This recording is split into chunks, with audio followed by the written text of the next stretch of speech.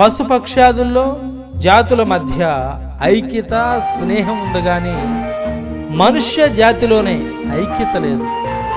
వేప రావి చెట్టు మెలేసుకొని ఎదుగుతాయి. పెట్టుబడిదారులు ప్రభుత్వాల్ని నడిపిస్తున్నట్లు కాకి బర్రెపై కూర్చొని అజమాయిషి చేస్తుందా అనిపిస్తుంది అలాంటి దృశ్యం చూసినప్పుడల్లా.